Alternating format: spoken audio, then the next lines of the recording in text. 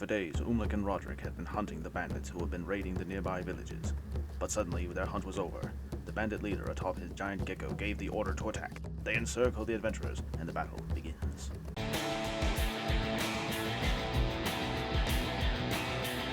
Hey everybody, welcome back to the channel. Today we will be building a giant lizard mount. This thing came out really awesome. I'm actually pretty happy with this. I know I say that about pretty much everything I build, but trust me, I just really like this one. It was really cool. One of my friends even said it looks like a $50 model that, but it's made out of junk, and that just warmed my heart that he said that. It was awesome. I don't know why I kept my hands up. Maybe I'm just fabulous or some shit. I don't know. But anyway, today we are going to be building one, and there are some problems with some of the materials that I use in this craft, because they're just what I had in abundance, and I just kind of went with it. So, but I'll address those as we go along. That way, you guys can either, just either say to heck with the whole thing and don't build it, or you guys can use your imaginations and figure out a way around it to where I failed. But funny, it failed yet it succeeded at the same time. But anyway, sadly, this we are running Prince of the Apocalypse, and one of the buddy who's DMing, he wanted some of the fire cultists to be having these giant lizard mounts, and I don't know if it's in the book or not, because we're the players, we're not allowed to look. But either way, it was still cool to build, because I was been thinking about building some giant monster kind of mounts anyway. And it didn't get used, but it got used in a few other games, which I'm very happy for. So either way, it's going to get a lot of use out of it, and hopefully you guys will like this. Hopefully you guys will find it useful. We're going to roll onto the table and build us a lizard mount. Alright, now to start with our giant gecko, well, we basically just need a giant lizard. I got this toy lizard at the Dollar Tree for $1, and as you can see by these HeroClix bases beside it, it is of a pretty good size scale. These HeroClix bases will also be the platform which will serve as the saddle for this. It is made of very durable yet soft rubber, and there's a pretty good sized hole in the neck of this lizard, but we're going to cover that up later. Starting off for the lizard, we're going to start with the saddle. And I'm using a medicine cup as part of the saddle. I'm just cutting that in half and shaping it down to about this size right here. And as you can see, with it just kind of flush fit there, it looks pretty nice. But before that, we are going to also make it look more believable. We're going to take some of these strips from these cardstock strips that I had made out of a donut box or something. We're going to glue those to the stock. That way it looks like the straps for the saddle. And then we're going to use a generous amount of hot glue and just glue that on. Be careful, because the heat will pass through the medicine cup and will heat up a little bit on your hands, so be careful. And as you can see, but the medicine cup itself, you can cut it with scissors or a crafting knife, but you have to be careful, because that plastic, even though you can cut it, it will kind of crack. Really, it'll just crack and it'll just shoot through, so be careful. The only reason why I did is because I had an abundance of these, and I just said, what the heck, I'm just going to try something different. The next part of the saddle is we glued this. I took the old school HeroClix base from earlier, and I glued a little disc of chipboard inside of it to make it a little more, flush to the rim, and that way the miniature is just not bouncing around an obvious HeroClix base.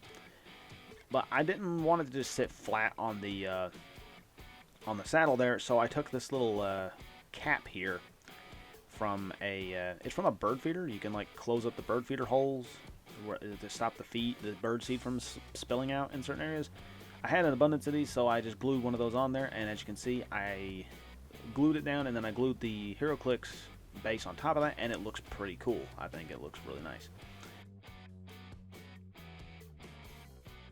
I liked how it was looking so far, but I thought the head looked a little bare. So I grabbed up this capsule machine or egg machine, prize machine, whatever you want to call them. It's the top of one of the small eggs, and I just cut it in half and shaped it down to about this size. And as you can see right here on the lizard's head, it looks pretty nice, except for the part about the crest, or about the neck, where the flares up there. It looked a little weird, just kind of ending flat. So I took one of the other parts of the eggs and I shaped it down to about this shape here. And here you go. You can see it fits a little better. And here's another shot of the lizard's head with both pieces on there, and it looks a lot nicer. To add a little more to the face and to cover up some of that, break up some of the emptiness on the saddle, I took this little plastic ring thing here. I think it's for like tying off balloons or something, because that's just where I remember. I remember getting it from off a balloon for some damn reason. But you know, my crappy memory is going to serve us well in this, because I'm just going to cut that in half and cut it down again into this shape for the saddle. And then with the other halves, the parts that we cut off, we're going to trim them down to about these shapes, and we're going to glue these tiny like blade looking pieces. We're going to glue those to the face of the face guard of the lizard, because why not? It'll just make it look more like a helmet, and I want this gecko to actually make it look like it actually has some way of being steered without a bit, or whatever you call that thing that usually you put in the horse's mouth. I have no idea what I'm talking about. I just build the tiny things and we're rolling with it. And then the part that I showed earlier, the biggest piece, we're going to glue those to the saddle like so, to break up the emptiness, and it's going to look pretty nice.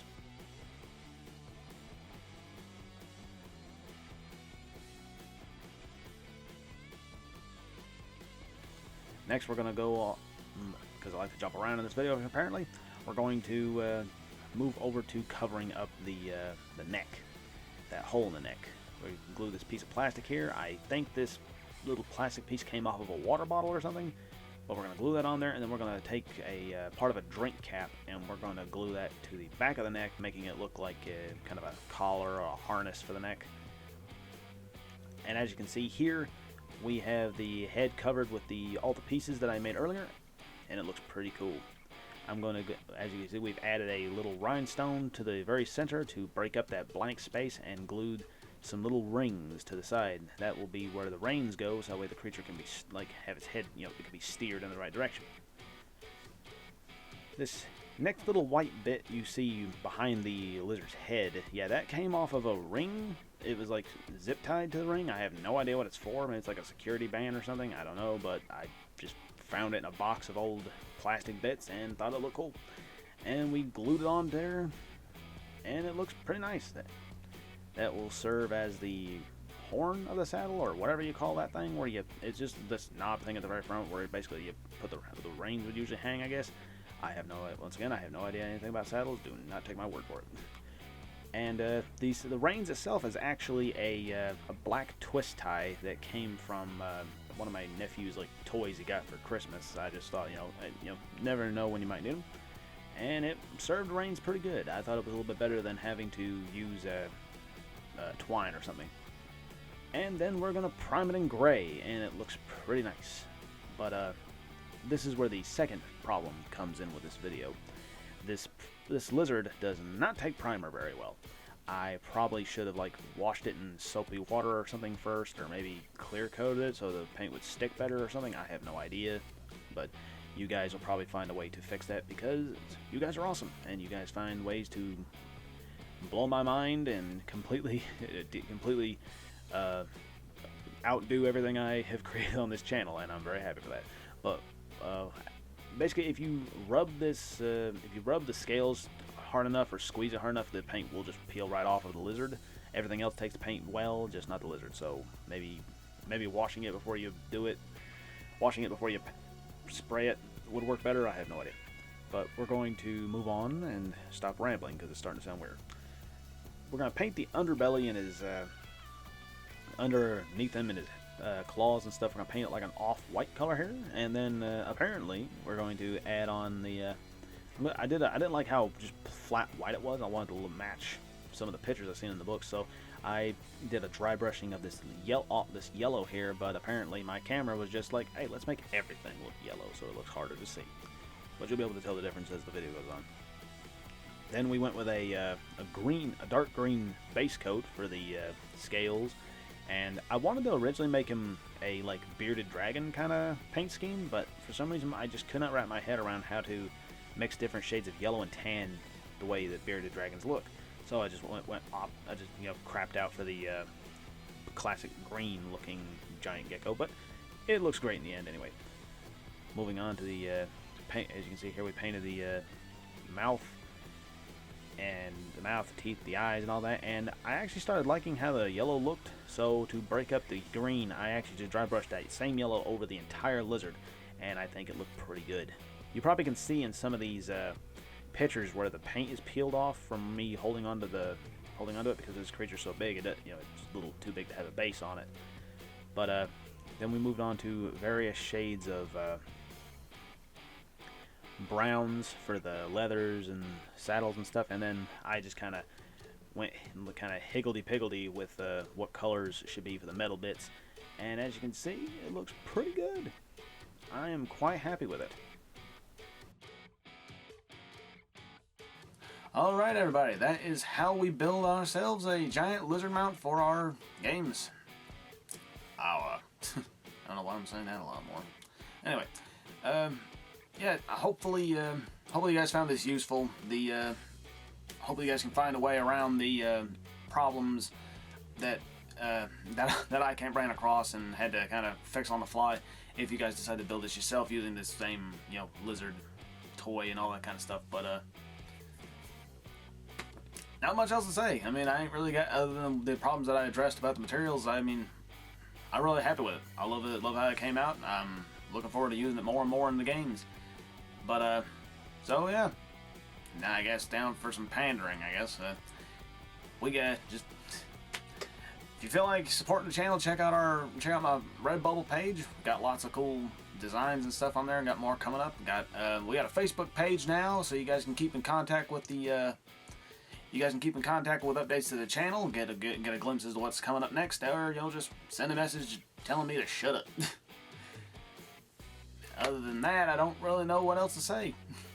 But hope you guys like it. If you want to build it yourselves, feel free to share it onto the, send me a link or something to the Facebook page. I'll take a look at it. I usually answer within like minutes because I got nothing to do but glue things together.